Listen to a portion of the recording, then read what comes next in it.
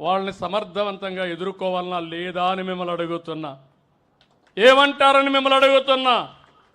ఎదుర్కోవాలంటే గట్టిగా చప్పట్లు కూడా చెప్పండి, ఇది మంచి పద్ధతి కాదని.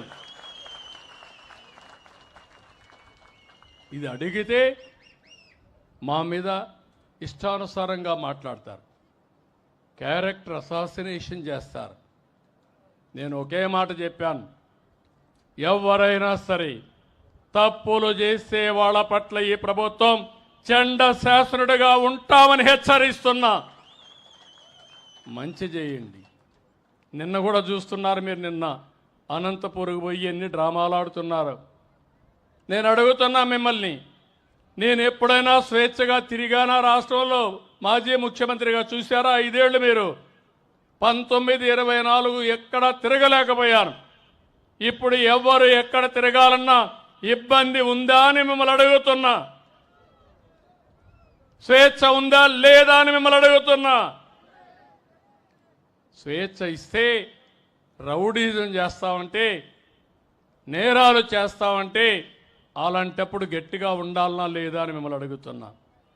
ఇలాంటి ఉన్నప్పుడు మీరే చూశారు, ఈ ప్రభుత్వం అభివృద్ధి కోసం ఉంది తప్ప ఇంకొకటి కాదు. అదే సమయంలో ఎవరు తప్పు చేసినా వాళ్ళని శిక్షించే బాధ్యత ఈ ప్రభుత్వం పైన ఉంది. ఆ విషయం కూడా మీకు విజ్ఞప్తి చేస్తున్నా. ఇక్కడికి వచ్చినప్పుడు నేను మిమ్మల్ని కోరేది, ఇప్పటికే చాలా పనులు చేశాం, ఇంకా మిగిలిన పనులు చేస్తాం.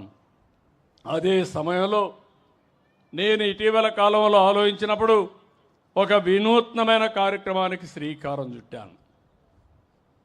ఆ కార్యక్రమం మీరు చూస్తే ఈరోజు మనందరం కూడా ప్రభుత్వం ప్రైవేట్ భాగస్వామ్యం, దీంతో కొంతమంది వ్యక్తులు పెట్టుబడులు పెట్టి వాళ్ళు బాగుపడి సమాజ హితం కోసం పనిచేశారు.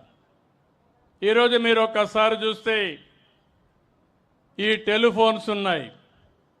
ఈ టెలిఫోన్స్ అన్నీ కూడా కొన్ని గవర్నమెంట్ ఉన్నా ప్రైవేటు వ్యక్తులందరూ వేసి మనకు సేవలు అందిస్తున్నారు.